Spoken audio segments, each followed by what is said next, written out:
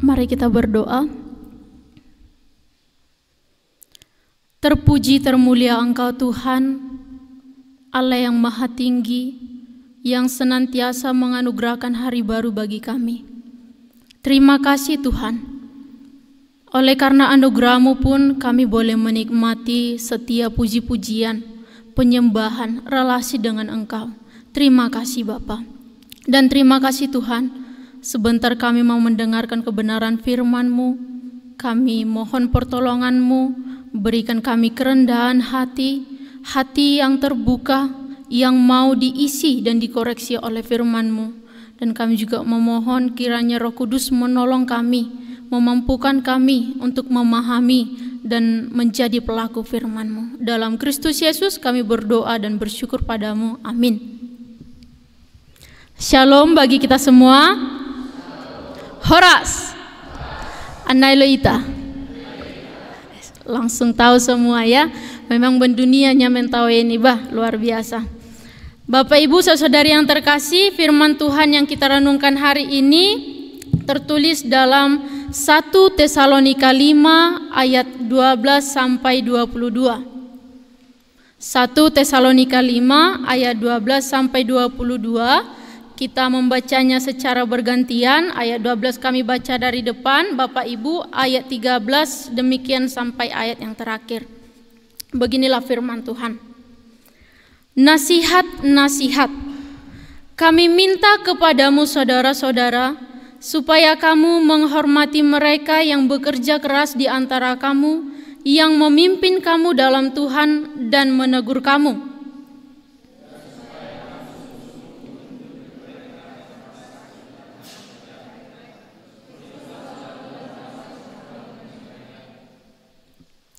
Kami juga menasihati kamu saudara-saudara, tegurlah mereka yang tidak mau bekerja, hiburlah mereka yang tawar hati, belalah mereka yang lemah, sabarlah terhadap semua orang.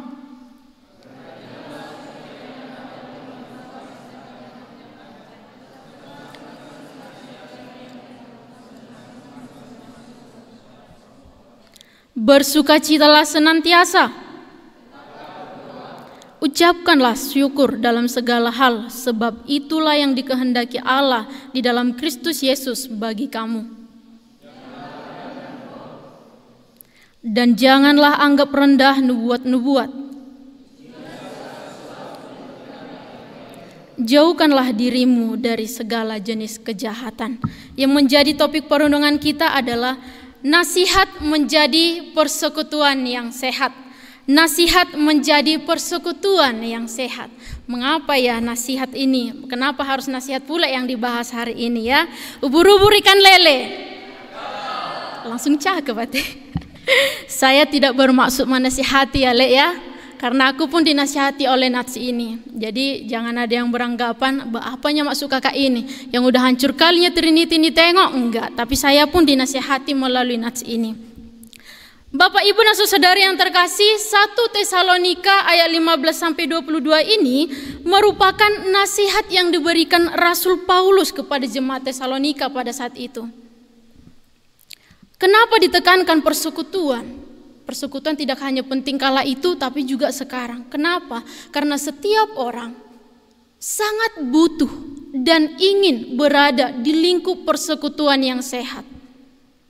Sangat ingin dan butuh di lingkup persekutuan yang sehat. Namun kadangkala persekutuan yang sehat itu hanya diusahakan oleh sepihak saja. Tidak keduanya. Maunya itu hanya pimpinan atau hanya jemaat saja, jadi tidak banding seperti itu. Sehingga Bapak Ibu, itulah yang menjadi permasalahan gereja ataupun setiap komunitas. Tentu kita pun teman-teman mahasiswa sudah pernah berjemaat. Kalau kita ke jemaat, kita tanya kenapa tidak mau ke gereja Amang, Inang. Pasti mereka bilang, udahlah kayak gininya, kayak gitunya, ini segala macam. Aku nggak mau kalau itu yang khotbah ini segala macam. Itulah pergumulan di dalam gereja. Ingin lingkup yang sehat, tapi tidak ada interaksi kedua belah pihak untuk bekerja sama membangun persekutuan itu. Nah, jemaat Tesalonika diberikan Rasul Paulus nasihat supaya mereka memiliki sikap yang benar sebagai orang percaya, Sementara menantikan kedatangan Yesus Kristus yang kedua, maka iman mereka harus tetap teguh dan setia kepada Tuhan sekalipun mereka mengalami berbagai penganiayaan. Mengapa mereka dianiaya? Penting bagi kita melihat konteks kota Tesalonika. Kota Tesalonika merupakan suatu kota besar dan terpenting di kota Makedonia, karena itu kota provinsi Tesalonika. Dan kota Tesalonika ini juga merupakan jalan raya antara timur dan barat, mulai dari Roma sampai ke benua Asia, dan juga menjadi kota perdagangan yang terbesar pada kala itu. Jadi kita bisa melihat Bapak Ibu bahwa penduduk kala itu di kota itu sangat banyak. Tidak hanya jemaat Tesalonika sendiri, tapi penduduk dari daerah lain juga, karena berlalu lalang dari sana. Jadi menurut Rasul Paulus, kota ini sangat penting dilayani. Kota ini adalah kota yang sangat strategis untuk memberitakan Injil kebenaran Tuhan. Mengapa? Karena melalui kota ini firman pun akan tersebar ke berbagai daerah. Jadi ada strategi rupanya penginjilan, ya. Tidak hanya melulu di pelosok, tapi di kota besar, supaya melalui kota besar ini Injil tersebar ke berbagai daerah. Penginjilan dilakukan Bapak Ibu dan berjalan dengan baik. Kalau kita memperhatikan nats sebelumnya, jemaat Tesalonika pun sangat tekun di dalam iman. Tetapi mereka pun mengalami penganiayaan. Mengapa mengalami penganiayaan? Kepercayaan di kota itu beragam. Ada agama Yahudi dan juga penyembah-penyembah berhala. Kota Roma sendiri mereka anggap sebagai dewa perempuan. Kaisar sendiri mereka anggap sebagai ilah. Bahkan ada pemujaan kepada dewa Mesir, dewa Zeus dan dewa Dionysius, yang dianggap dari kepercayaan itu, dewa-dewa itu akan menjanjikan keselamatan. Sementara orang percaya hanya percaya bahwa Yesus Kristuslah satu-satunya jalan keselamatan. Sehingga mereka menganggap bahwa orang percaya kepada Yesus telah berkhianat kepada kaisar. Sehingga mereka menganiaya orang percaya tersebut, bahkan sampai mati, sampai martir. Orang percaya tersebut pun berduka. Mengapa mereka berduka? Teman-teman kami sudah meninggal. Bagaimana kalau Yesus sudah datang kedua kali? Apa yang menjadi bagian kemuliaan mereka? Mereka menganggap kalaulah karena mereka sudah meninggal dan ketika Yesus datang kedua kali, mereka tidak akan mendapat bagian kemuliaan di dalam kedatangan Yesus. Kemudian Rasul Paulus meluruskan pemahaman mereka tentang kedatangan Yesus. Kemudian Paulus juga mengingatkan, sementara menantikan kedatangan Yesus, sebagai orang percaya milikilah persekutuan yang sehat dengan sikap membangun satu sama lain. Rasul Paulus memberikan hal-hal praktis yang dilakukan yang di dalam persekutuan, lingkup persekutuan. Jadi ada hal-hal praktis yang dilakukan. Yang pertama, Rasul Paulus menasihati untuk menghormati pembimbing rohani. Itu boleh kita perhatikan mulai dari ayat 12 sampai 13.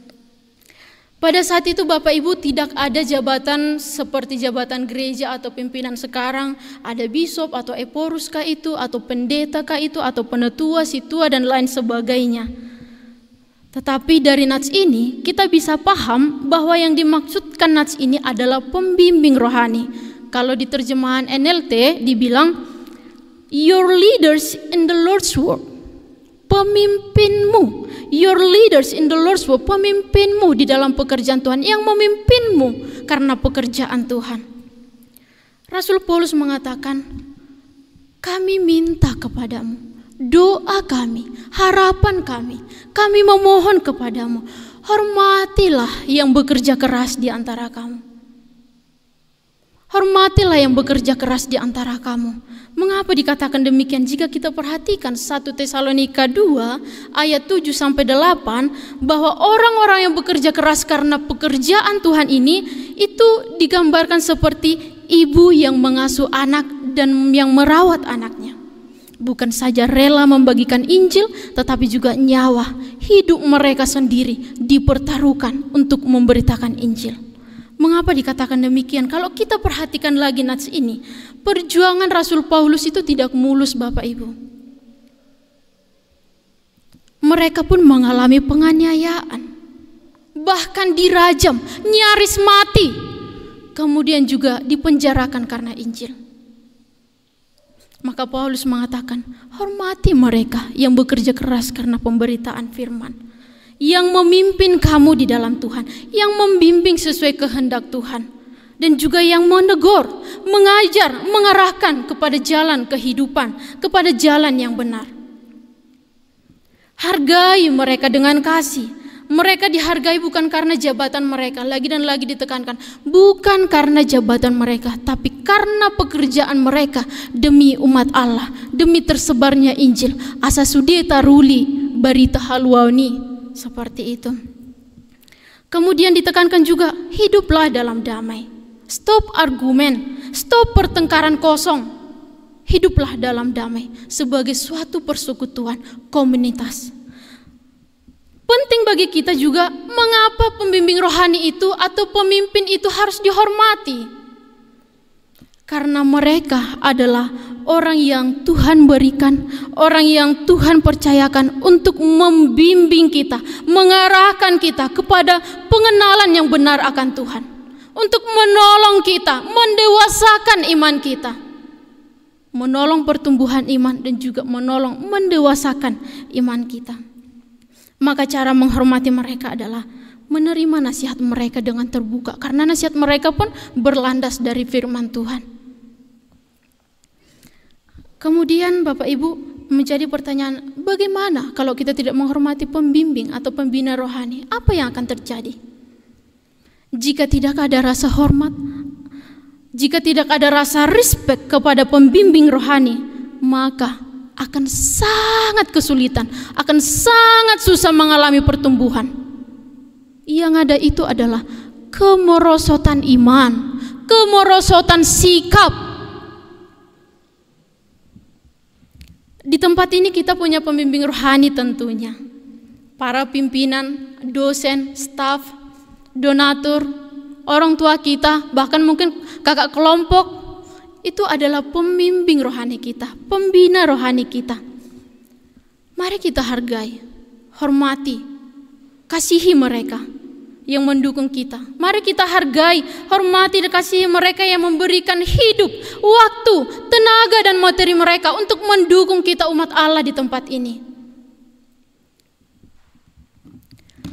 Mari juga hargai mereka dengan serius berdoa, serius dan rendah hati mengikuti proses di tempat ini, mengikuti segala peraturan di tempat ini. Karena peraturan diadakan, kan biasa ada yang bilang, peraturan ada itu untuk dilanggar bung, baik matu sih. Akan nama madok songoni bertobat mate, peraturan diadakan bukan untuk dilanggar, tapi untuk menjadi acuan, menolong kita untuk tidak menyimpang ke kanan ataupun ke kiri. Peraturan diadakan di tempat ini merupakan cara untuk mendisiplinkan kita, menolong pertumbuhan kita. Kemudian cara menghargai para pembimbing rohani kita adalah membangun inisiatif untuk saling membantu, menjaga, mengasihi yang lain, menolong yang lain, dan juga menjaga fasilitas kampus dan lingkungan kita. Pimpinan kita, kalau teman-teman pernah ingat, pimpinan kita selalu berkata, STT Trinity ini milik semua orang, milik banyak orang. Maka karena STT ini milik banyak orang, semua orang, mari juga menjaganya untuk semua orang. Mengapa? Karena STT ini didirikan untuk menghasilkan hamba Tuhan yang cinta Tuhan, cinta Alkitab, dan cinta umat. Jika ada di antara kita yang mungkin berpikiran, toe ma, hope songoni do, ape songoni, koreksi diri. Sudahkah kita memberikan diri benar-benar terbuka untuk mau diproses dan mengikuti segala hal yang baik di tempat ini? Atau hanyakah kita sibuk melihat kelemahan pimpinan, sibuk melihat kelemahan sekitar, kemudian sibuk membenarkan diri? Berhenti. Hal yang perlu kita ingat Bapak Ibu, mungkin ada teman-teman yang pernah ditegur keras oleh siapapun itu. Teman-teman tidak pernah tahu, di balik itu yang menegurmu dengan keras pun menangis, mencucurkan air mata. Mereka bersedih karena mereka sampai marah besar. Tapi kalau didiamkan pun kita semakin merajalela, semakin melonjak. Hal yang perlu kita ingat adalah bahwa pimpinan, bahwa staf, dosen yang ada di sini tidak pernah satupun yang berniat untuk menyesatkan kita, mengajak kita ke jalan yang buruk. Maka mari perhatikan segala usaha itu. Kita pun calon-calon pemimpin rohani yang akan keluar dari tempat ini menjadi para pemimpin rohani. Belajarlah untuk menghadirkan hal yang sehat kepada pertumbuhan iman kita sendiri, supaya kita pun bisa memberikan dampak yang sehat kepada jemaat kita nantinya. Bukan kompromi untuk mencari nama dan kenyamanan sendiri. Kemudian hal yang kedua yang boleh kita perhatikan, Paulus menasihati bagaimana sikap di antara sesama. Kalau yang tadi pemimpin antara anggota atau jemaat, sekarang di antara sesama. Bagaimana sikap di antara sesama? Jika kita perhatikan Bapak Ibu, bahasa aslinya dari ayat 14 sampai 22 ini bersifat present imperatif. Perintah yang harus diberikan perhatian sungguh-sungguh. Perintah yang harus dilakukan secara terus-menerus dan secara serius. Apakah itu? Tegurlah mereka yang hidup tidak tertib. Kalau di TB lama yang tidak mau bekerja ini dibilang yang tidak tertib atau pemalas. Orang yang tidak tertib adalah orang yang keras kepala, yang hanya menuntut untuk mempertahankan pendapat dan pilihannya sendiri. Maka harus diperhatikan, harus ditegur. Adakah di antara kita yang keras kepala? Aku juga. Iya, berarti untung sadar ya.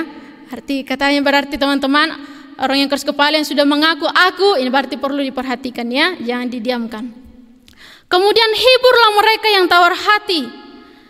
Yang tawar hati ini adalah mereka yang secara harafiah berjiwa kecil, lemah, penakut. Orang seperti ini pun harus dikuatkan. Belalah mereka yang lemah. Orang yang lemah harus ditegakkan dan dibantu dengan tujuan untuk membangun kekuatan mereka sendiri. Kemudian berpanjang sabarlah untuk semua orang dan menolong orang yang sulit. Kemudian perhatikanlah, jangan ada orang yang balas kejahatan dan kejahatan. Kita sudah mengkhotbahkan ini kemana-mana. Tetapi kalau hati kita pun demikian, menaruh dendam. Pertanyakan dirimu.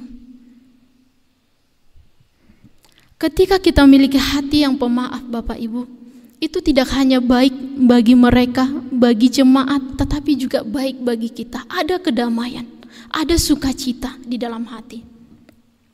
Kemudian usahakan senantiasa yang baik, karena ketika kita mengusahakan apa yang baik, sebetulnya kita sedang menyalurkan kebaikan Tuhan kepada orang lain.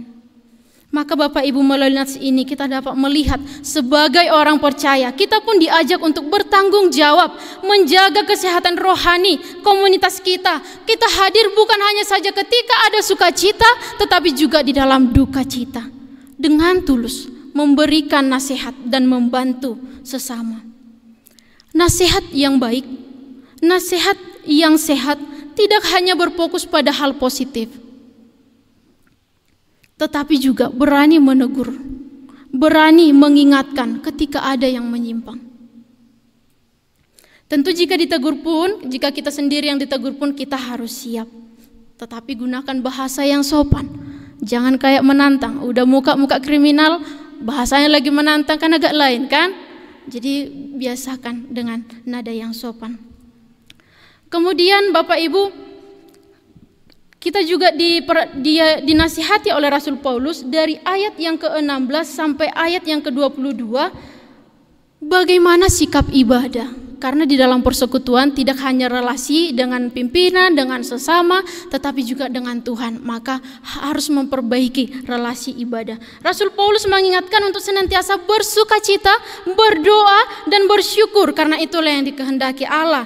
Bersukacita senantiasa tidak hanya bersukacita karena keadaan atau hal-hal yang menyenangkan, tetapi hal yang menyedihkan juga.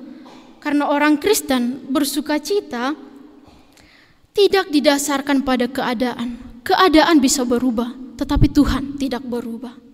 Kemudian juga diingatkan, tetaplah berdoa. Artinya berdoalah tanpa henti. Lakukan percakapan yang terus-menerus dengan Tuhan, dimanapun dan kapanpun.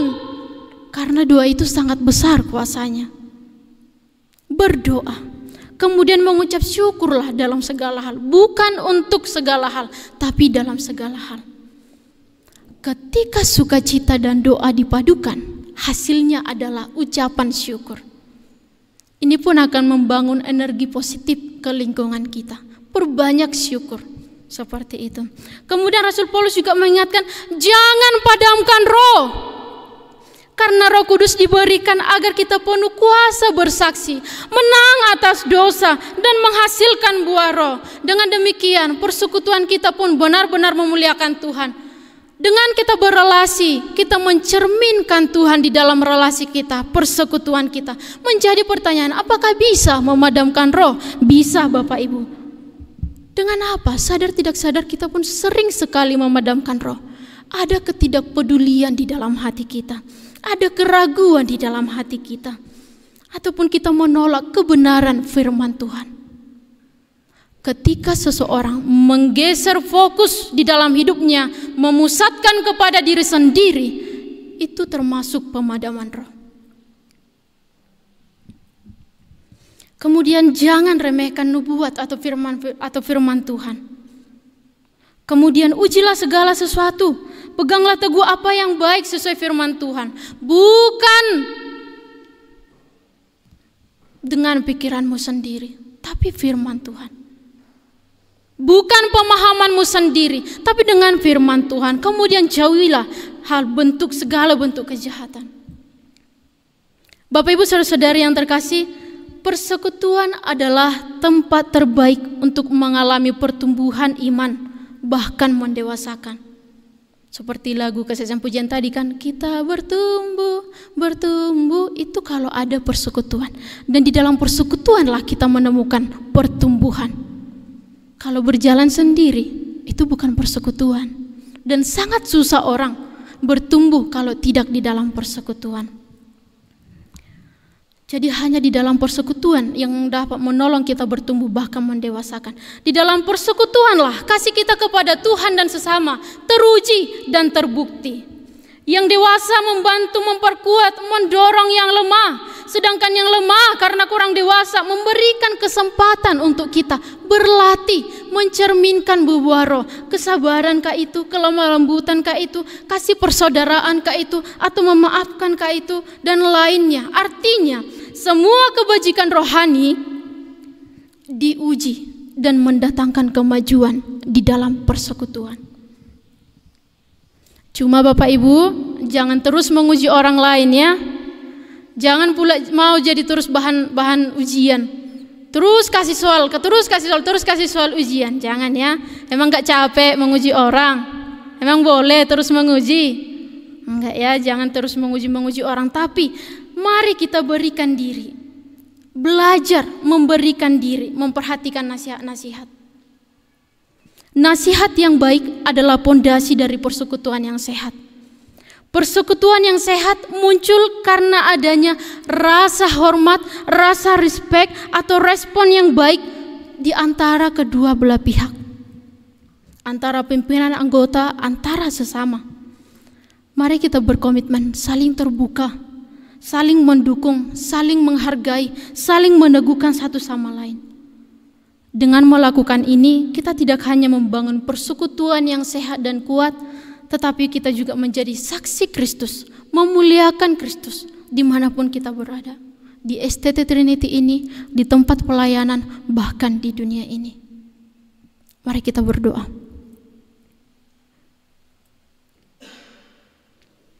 Bapa di sorga, terima kasih untuk firman-Mu hari ini yang mengingatkan kami kembali, mengoreksi diri kami kembali, bagaimana kami seharusnya bersikap di tengah-tengah persekutuan.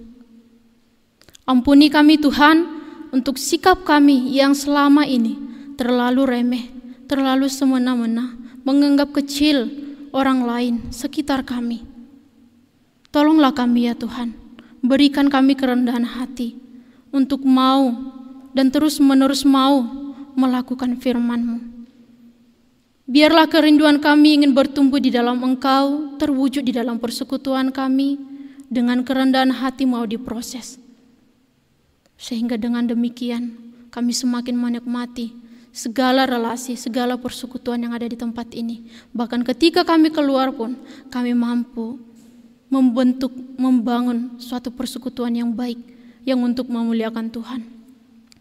Terima kasih Bapa, kami serahkan hari ini ke dalam tangan-Mu, biarlah Engkau senantiasa menolong memberkati kami. Dalam Kristus Yesus kami berdoa dan bersyukur padamu. Amin.